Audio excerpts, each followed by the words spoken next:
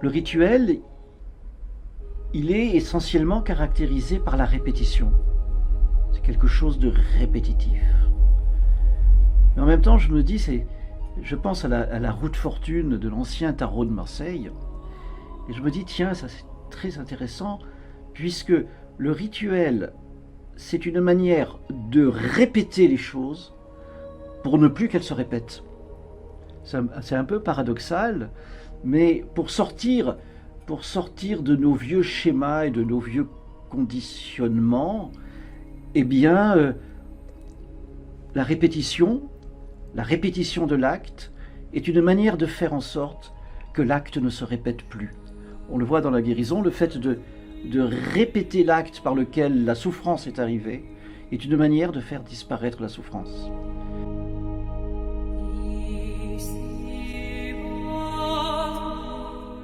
Alors l'origine de ce mot est aussi très, très difficile à définir. Alors bon, habituellement, on dit que le rituel, le sens premier, c'est une posture, une attitude, une certaine attitude. Moi, je crois qu'il y a effectivement dans le rituel une consécration de l'attitude, une sacralisation de l'attitude, de la posture.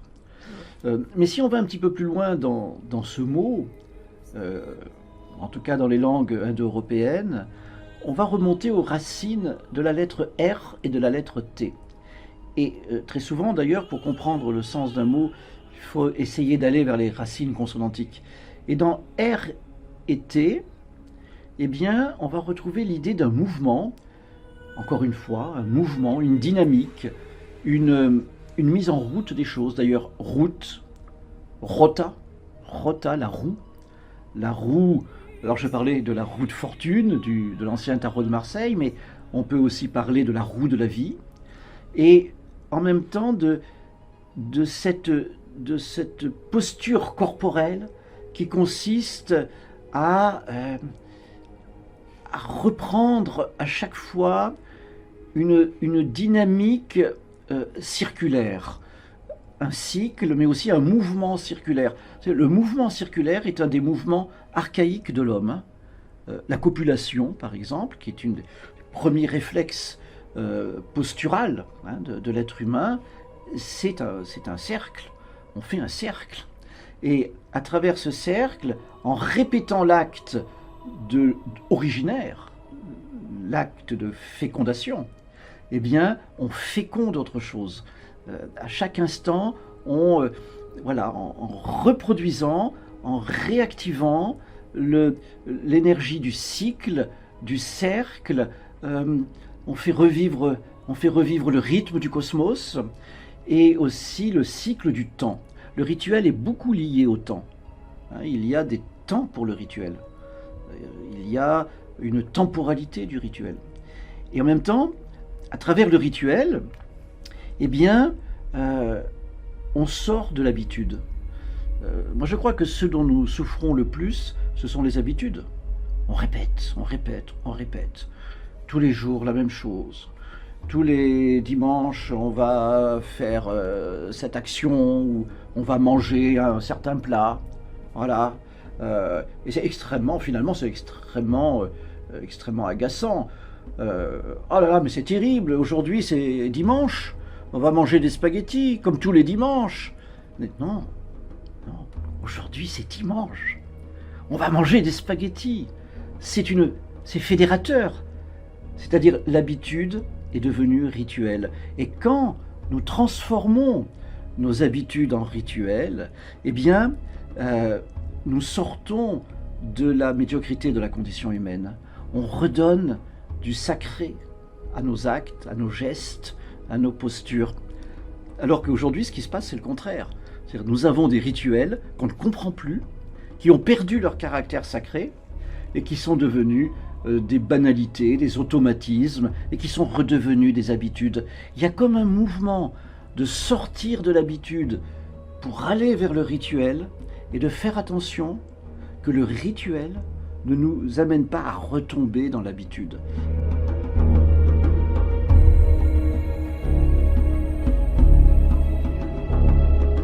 Pour parler de cette fonction du rituel, il a aussi bien une fonction individuelle qu'une fonction sociale. On connaît plutôt la fonction sociale du rituel, c'est-à-dire le rituel crée du lien, que ce soit dans le domaine religieux, même dans le domaine politique, hein. Le fait de célébrer un événement tous les ans, de la même manière, en chantant la même chanson, toujours cette idée de répétition. Mais donc c'est vrai que une des fonctions du rituel, c'est de créer du lien, même entre des personnes qui ne comprennent pas le sens du rituel. Hein, on sait bien que tout ça est inscrit dans l'inconscient collectif et qu'on a perdu totalement l'origine véritable du rituel. Comme on a perdu l'origine des mythes, l'origine des légendes. Bon. Donc il y a cette fonction de créer du lien, de maintenir du lien social, hein, à travers le rituel. Mais il y a aussi une fonction individuelle qui exprime des expériences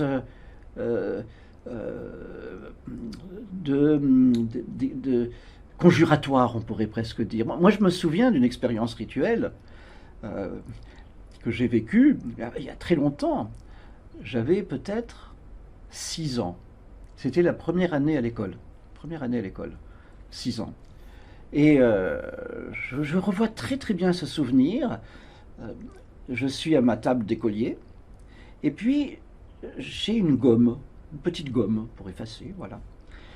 Et je suis persuadé que je dois faire tourner cette gomme pour, comme si je remonte une montre, pour me redonner en quelque sorte un crédit de vie. Un crédit de vie. Et je me dis, si je remonte pas bien la gomme, ben je vais mourir. 6 ans. Déjà, les expériences métaphysiques d'un enfant de 6 ans.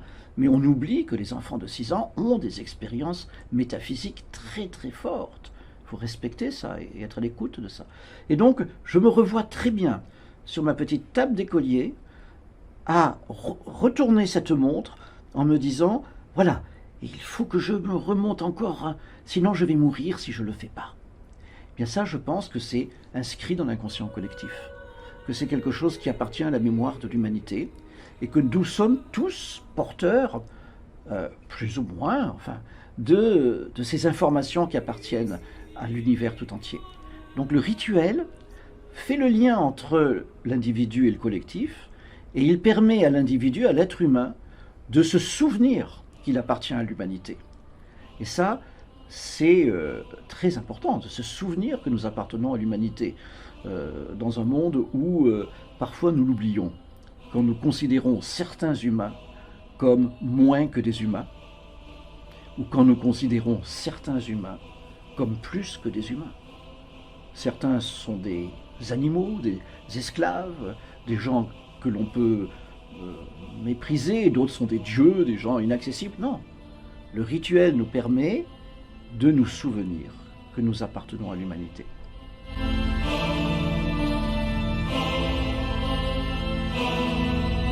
Quand on réfléchit à ce que c'est réellement un symbole, à l'origine, il faut le savoir, un symbole, c'est un objet qui a été coupé en deux. Voilà, par exemple, une petite statuette, une petite peinture, un tableau, voilà. Je le déchire en deux. Je t'en donne une moitié et je garde l'autre. Et chaque moitié garde le souvenir du temps où elle était unie. Et c'est-à-dire que, en fait, le symbole, qu'est-ce que c'est? Le symbole, c'est le monde symbolique, c'est le monde qui permet de réunir les deux parties d'une ancienne unité. C'est le sens du mot symbole. Hein. Symbole, en grec, ça veut dire réunir. Sin, bol, réunir ce qui a été divisé. Et donc, pour moi, le premier des symboles, le symbole fondamental, c'est le cordon ombilical. C'est le cordon ombilical qui représente le lien avec la matrice. C'est amusant parce que dans les rituels, le cordon ombilical peut jouer un rôle important, hein, à travers la métaphore, bien évidemment. Et donc, le symbole nous permet de renouer avec une part manquante, avec une partie de nous voilà, qui nous échappe et que nous essayons de réunir à nous-mêmes, de ramener à nous-mêmes, ce qui est d'ailleurs tout simplement la définition de l'amour, hein, cette recherche de l'âme sœur, de la part manquante, hein, de réunifier cette partie manquante. Eh bien, chaque fois qu'on travaille sur un symbole, chaque fois qu'on découvre un objet ou une couleur et que l'on l'aborde d'une manière symbolique, ça veut dire que c'est un moyen de retourner vers une certaine unité. Les couleurs, eh bien, lorsqu'on les mélange tout ensemble, ça donne la lumière blanche. Et la lumière blanche, quand on la réfracte dans un prisme, ça donne les couleurs. Donc la couleur, les couleurs, sont les symboles qui permettent de retourner à l'unité. Eh bien, moi, je crois, bon, je ne suis pas anthropologue, hein, je ne suis pas du tout spécialiste de la question, mais les premières impressions que je ressens quand je regarde les rituels chamaniques, religieux, thérapeutiques, politiques, etc., ben, j'ai l'impression chaque fois que l'on acte le rituel, qu'on lui donne vie, eh bien c'est comme si on faisait revivre quelque chose de l'ordre de notre origine, dont nous sommes coupés, ce qui nous permet de nous réapproprier cette part manquante. Le rituel, c'est le cousin, le frère du symbolique.